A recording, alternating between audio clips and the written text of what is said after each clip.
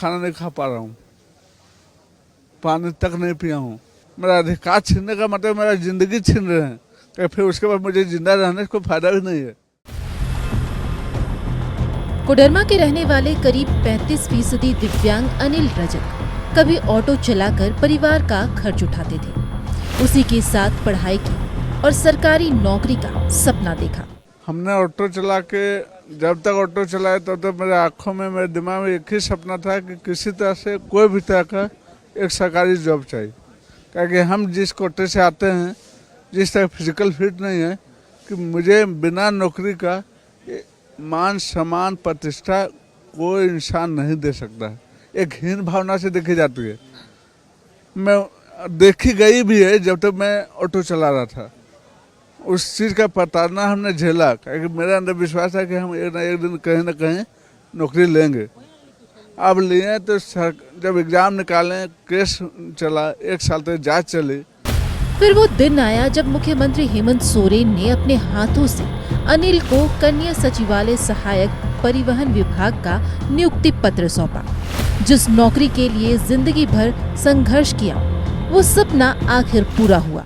माननीय न्यायालय के द्वारा जो आदेश मिला ज्वाइनिंग का, तो हमारे राज्य के माननीय मुख्यमंत्री द्वारा हमें अपने हाथों से नियुक्ति पत्र मोरवा। अपने मोबाइल में आज भी आपने उस तस्वीर को संजोए रखा है। एक बार हमारे दर्शकों को दिखाइए कि कितना सुनहरा पल था वो समय जब आपने सपना देखा था। खुद सूबे के मुख्यमंत्री हेमंत सोरेन ने अपने हाथों से जो है वो आपको नियुक्ति पत्र अपने हाथों से देकर और अपने ही आईडी में, सीएम से अपने आईडी में मेरा फोटो को पोस्ट किए हैं। मतलब अपने ऑफिशियल आईडी पर मुख्यमंत्री ने आपके तस्वीर को पोस्ट किया था। जी। क्या कहा था? कहा था कि अब तुम संघर्ष से बाहर आया है, अब तुम अपना जीवन यापन सही से गुजारा कर पाओगे, आराम से ड्यूटी करना ईमानदारी से।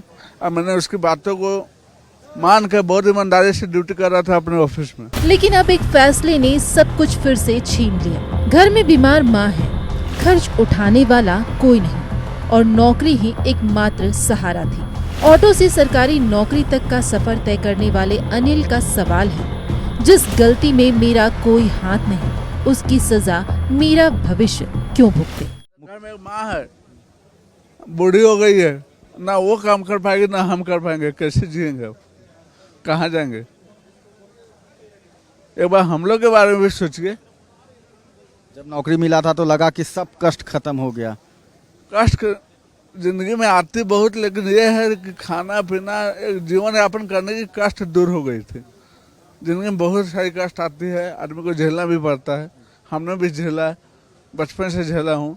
कोई बड़े फैमिली से हम नहीं थे। लेकिन एक पल में अचानक नौकरी जाना, किस तरह से मानसिक तौर पे परेशानी? 3 दिन हो गया मैं खाना नहीं खा पा रहा हूँ, पानी तक नहीं पिया हूँ। मेरा अधिकार छीनने का मतलब मेरा जिंदगी छीन रहे हैं, तो फिर उसके बाद मुझे जिंदा रहने का कोई फायदा भी नहीं है। हम नहीं जी पाएंगे ये कलंक लेके। अगर अभी हम निकल जाएंगे तो फिर दुनिया थूकेगी मेरे पे कि 40 लाख दिया था। वो अपमानित वाला बात, अपमानजनक बात को लेकर कब तक जी पाएंगे हम? करीब 45% दिव्यांग हैं और ऑटो चलाकर अपने जीवन में इन्होंने संघर्ष किया है। उसके बाद एक सरकारी नौकरी मिलना और अचानक से सरकारी नौकरी चला जाना, आप समझ सकते हैं कि यह दर्द वही समझ सकता है जिसने अपने जीवन में एक सरकारी नौकरी के लिए इस तरह से संघर्ष किया हो। अपने सहयोगी नलिन के साथ मैं सत्यव्रत किरण, नक्षत्र न्यूज, रांची।